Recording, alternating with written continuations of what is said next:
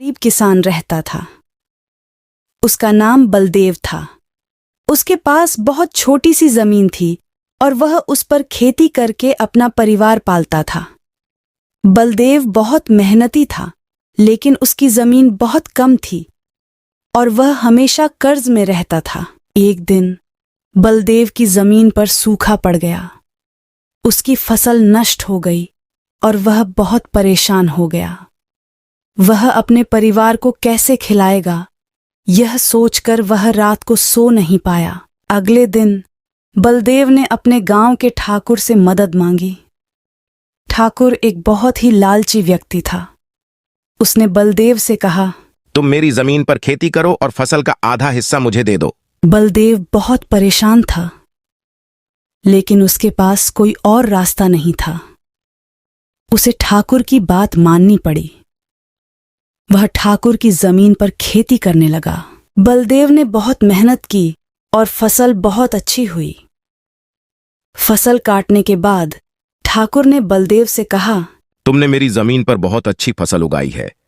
मैं तुमसे फसल का आधा हिस्सा नहीं मांगूंगा, लेकिन तुम अपनी बेटी का ब्याह मुझसे कर दो। बलदेव बहुत हैरान था। वह ठाकुर की बात सुनकर बहुत परेशान हो गया। वह अपनी बेटी को ठाकुर के साथ नहीं ब्याहना चाहता था। बलदेव ने ठाकुर से कहा, मैं अपनी बेटी को आपके साथ नहीं ब्याह सकता। ठाकुर बहुत गुस्सा हो गया।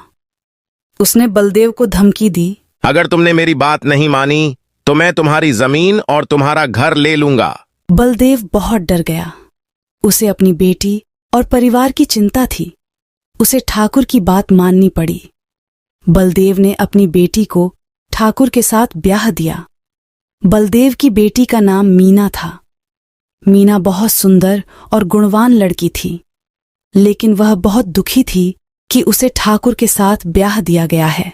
ठाकुर एक बहुत ही क्रूर व्यक्ति था। वह मीना को बहुत सताता था। वह उसे घर के सभी काम करवाता था। वह उसे कभी भी आराम नहीं करने देता था। मीना बहुत दुखी थी। वह अपने पिता के पास जाना चाहती थी, लेकिन वह नहीं जा सकती थी, क्योंकि ठाकुर ने मीना को धमकी दी थी कि अगर मीना उसके घर से भागी तो वह बलदेव को मार डालेगा।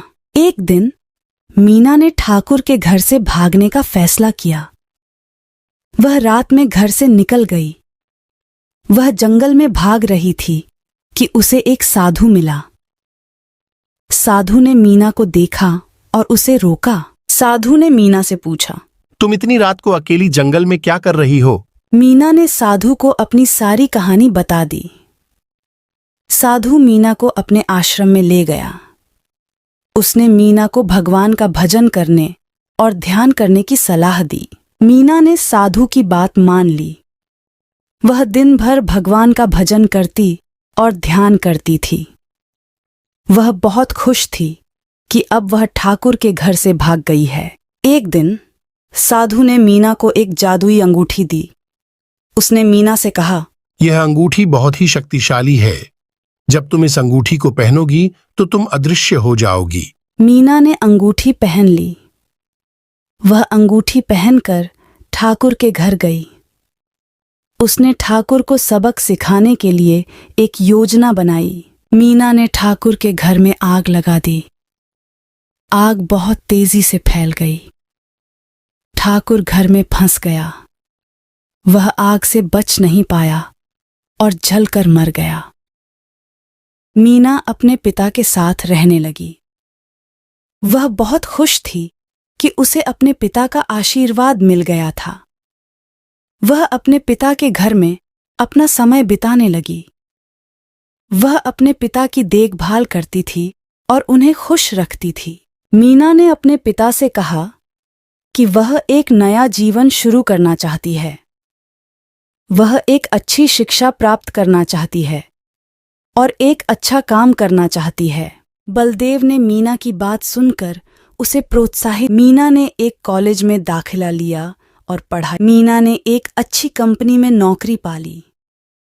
वह एक सफल महिला बन गई।